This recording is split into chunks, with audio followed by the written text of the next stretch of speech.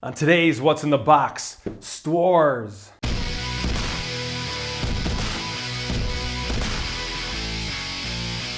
Hey guys, what's going on? It's Lee with Geek City USA, and today we're gonna open up Stworze, or I believe it's pronounced Stworze in Polish, and it literally translates to mean creature. Now this is the English language of a game that was an award-winning game over in Poland, and is now seeing an international release. So let's open this up and check it out. Really excited to take a look at this game. I was really intrigued by the theme as well as the artwork and everything. I don't know if you could see that really well. But this is a game where you're playing creatures, you're trying to complete quests and stuff, and overall it just looked really, really interesting. So I was really honored when I received a copy of this to check out. So here we go, and here is the rule book. Now it's quite a bit in this rule book here.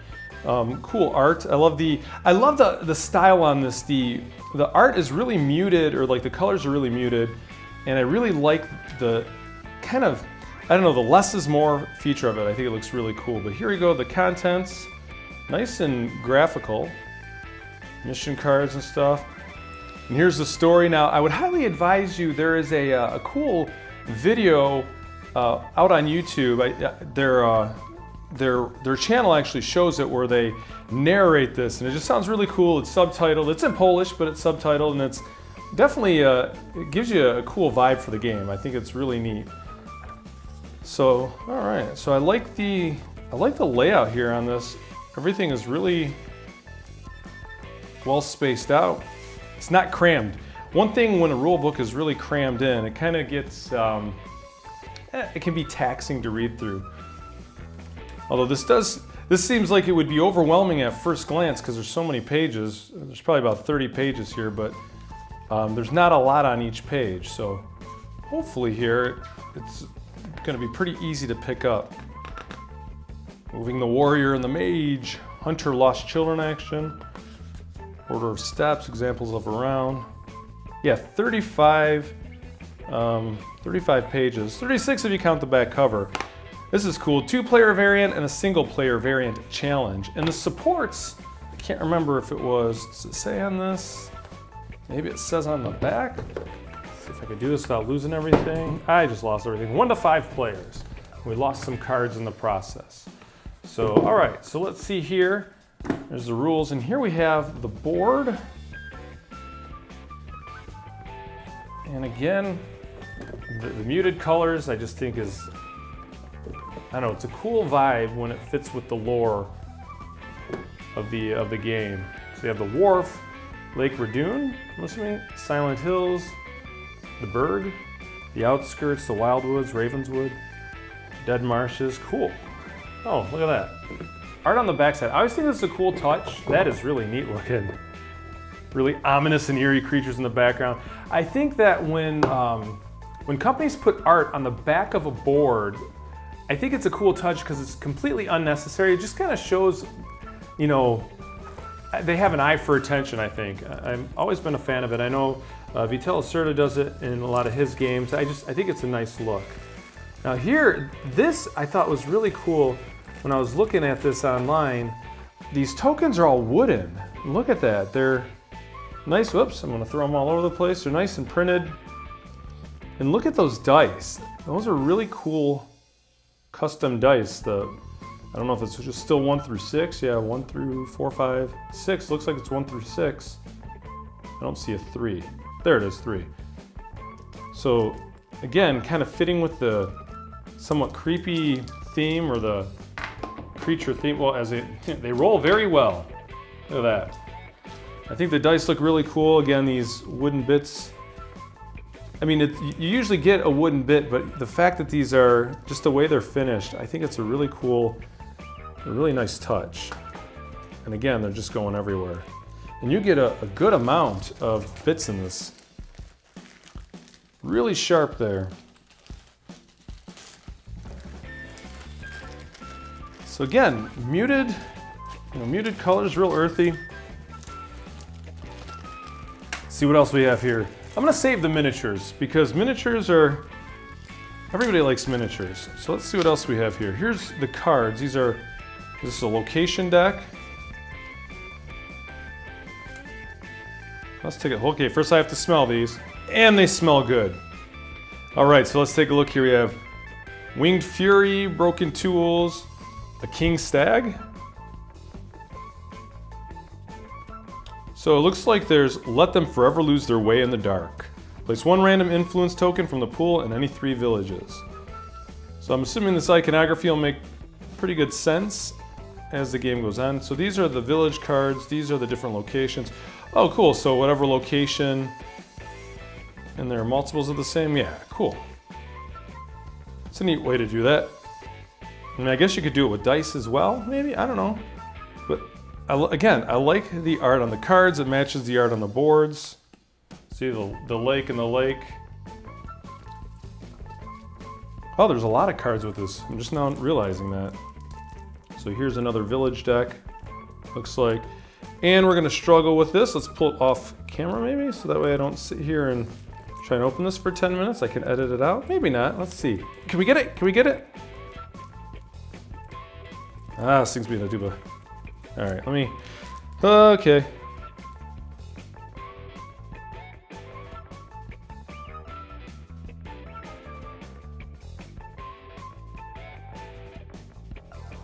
All right, we got it started now, almost. See, you didn't see how long this really took me to pry into these. You'd think I would carry a knife at some point when I do these. So these are village surroundings, all mixed in. Oh, and some actions. So quest, complete one of the quests on the board. Make suggestions to people as to which part of the realm the other Stworzes might live in. All players check their layer cards. I kind of wonder if this is, you know, pronounced as its Polish name, or if I should pronounce it as English. Should I call it Stworze, or should I call it Stworze, or Stworza? I don't know. Childbirth. Parents ask for a blessing for their child. Draw an influence token of your choice. Oppressive breathlessness. Family offers sacrifices in order to chase away the evil. Discard 2 vitality tokens from the stores of your choice. Lover's Tryst, the storm is coming, hidden treasure. These are surroundings. So, all right. Looks like there's a ton of different options because I don't see any of these are repeating. Well, maybe a couple of them here. Oh no, these are the village. Village and surroundings. So I guess there's a few that repeat, but there's a ton of different options in here. So looks like there's gonna be a good amount of variability. Let's see what else we got here. So these are huge decks. Now let's see how easy these are to open. Oh, here we go. Oh, it's really big right here. There was a little flap. So I was an idiot with the first pack. Okay, so we have, oh, that's cool. The mare, they're all different. Lico. I wonder if this is for each of the creatures, maybe? I don't know. I'm totally making things up now. That's cool. Look at that, how cool. Yeah, I'm really excited to get this to the table. In looking at this game for the last few months, I got a couple friends that are already, I think, interested in getting together to play this. So the goal is to actually do some full playthrough recording, and if they're the solo element of the game, I think might make a solo Saturday. He who rules the swamps, he whose slime cures all wounds, he for whom the water gurgles. Creepy. Mission: while performing any activity, place an influence token in a village so that the same round fear triumphs in this village. Very cool. There's tons of options. All right, I'm full stomach. 1 influence token for the influence action. All-seeing eye. So yeah, there's, I mean, look at all these different. He who shapeshifts into a wolf. Okay, look at that, and the wolf on the back.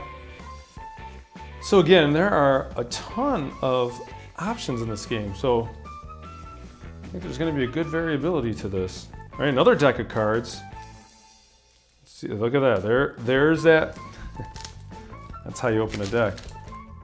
All right, so we got a placeholder card, and then we have some events. The mage, the hunter, day, night. Oh, color. We have color. Boneless. We'll skip one that might not be family perfect. So Nocturna Mare. I mean, the art looks great. A little bizarro and creepy, a swamp dweller. All right, skip by that one real quick. Look at that, man, great art. All right, let's see what these are on this side. So some more of the, so this, I wonder if this is for each one. See, I should read the rule book while I'm unboxing these. Again, if you ever watched my unboxings, you know that a lot of games, I have an understanding for what the game is like. Or it may just look cool, so I want to either pick it up, or you know, if somebody sends it to me, or it could be something I back on Kickstarter that, you know, typically when it comes to learning a game, I don't like to watch a whole lot outside to get an understanding on basic gameplay elements. I like to sit down as soon as I get the game and I set it up and I follow the rules, and I like to do my run through, like, so I get familiar with the game that way. That way I feel I learn the rules better and I don't miss anything that somebody else may have missed. 1, 2, 3, 4, 5, 6, 7, 8, 9, 10. So that must be I think there's 10 creatures in the International Edition here. Oh, okay, so the different moons, I guess, maybe? The sun coming out tomorrow, bet your bottom dollar. The Hunter of the Lost Children, the Mage. Cool. All right, let's see. We got a nice bag here. And again, still sticking to the theme. There's good theme immersion here. All right, let's see, we got bags. Thank you for providing bags with games. I wish more publishers would do this. That way you can organize stuff, or maybe use it for whatever's in here yet. I'm gonna skip this one. This one's a little, maybe not family friendly. The Rusalka. Topless, but okay, let's see what else we have. Familiar.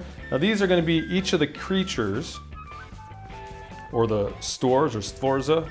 Stworze? I think I'm saying that okay. My Polish is not the best. I can speak maybe a dozen words of Polish. My grandma spoke Polish, so and a lot of those are probably not family words, but she used them on me all the time. My grandma was awesome. What do we have here? These like player aids and stuff. Actions in game. Oh, these are good thickness for player aid cards. Good quality. Cool. So as it walks you through your different steps. What's this here? Dear player, Nico got into the box and messed with the cards a little. This evil eye changed the title on the card of dual action. We saved the day with additional action card with proper title. To play with the rules, use a card, play your duel, and with the other one you can do whatever you want. Sincerely, Underworld Kingdom. All right. And this, in the box that they sent me this, there were a couple other promotional items. This game here, I haven't read through this one yet, but this Lunation game looks really cool. So I'm gonna have to look into that as well. All right, so here's is this a replacement duel card? Yes, it is. Nice that they found a typo and fixed it and sent it in the box. Now here we have some of the punch board tokens. Double-sided, let's see how easy. Oh, these punch out really easily. They're good thickness here. They're kind of like you can see the thickness. They're not super thick, but they're not too thin. They're definitely sturdy and they're gonna hold up. And there's if you could see, there's a finish to it, a linen finish on it. I almost forgot what that meant, linen finish. But yeah, these pop out really easily. Yay, yay for not tearing your counters as you punch them. Nice. And again, even the insert, while simple and, you know, form over function, or function over form, I don't know. The art matches the theme. Let's take a look now at these miniatures. I feel like a lot of people love miniatures. So let's see how these guys look. So here's for each of the creatures. Let's see, maybe get it closer. Can see these okay? Feel like a good hard plastic. They're not soft at all. You can hear them. They're kind of clanky. So we have this guy here. I'm not even going to try to pronounce the names until I play the game. And I'm trying to look at them too as I'm showing you. See, is that in focus? This guy looks kind of like an owl looking guy almost. An owl meets a frog, meets a fly. These are cool. And here we have a little snake looking guy or lizard maybe. Oh, hey, I caught him. Look at him up close myself. Looks like he's sitting on a dead boar or something. Can you see that? Nice. And we have this one here. I know a lot of people like to see, one of my other videos I showcased the miniatures. It was for a Kickstarter. And I got a lot of feedback, both privately and on the video, of people thanking me for actually showing the miniatures, because a lot of people are really intrigued by them. This guy's really neat.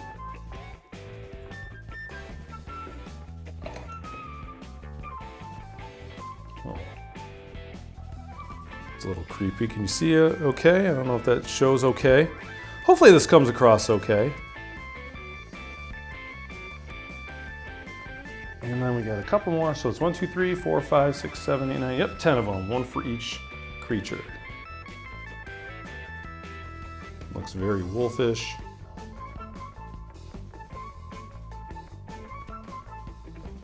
And then we have this one here. See if I get those to focus. And these are cool. You know what? These would look good. I don't even think. So if you're not a painter, you're not even concerned. If you are a painter, I think, and this is the more adult one, I guess, topless woman. I would think that if you're not a painter, but you wanted to make these pop a little bit more even, I think these, just fitting with the theme and the minimalist style here, just give these a quick undercoat and wash them, with a Agrax Earthshade or something similar, or something like that. And I think they would really pop. I don't even think you'd have to do any kind of dry brush on them. Just give them a little bit of extra life. Of course, I mean, they're fantastic. They're gonna stand out on the board anyway as it is. So yeah, well, so I'm really excited to get this to the table. This is a game that, like I said, I saw a handful of months ago.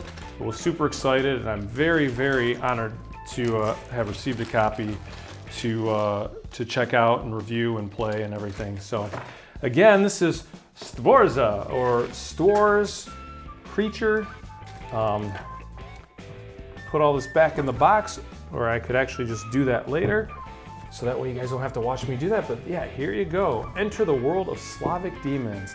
This is by Underworld Kingdom Games, or Underworld Kingdom. And yeah, Stworze. Enter the world of Slavic demons. So there you have it. Thanks for hanging out. Definitely subscribe if you don't already. Keep an eye if you're interested in this game. I will absolutely have more video content for this game upcoming very soon. So definitely keep an eye out, subscribe, all that stuff in social media as well. So anyway, thanks for hanging out. I'm Lee with Geek City USA, and we will see you next time. Cheers.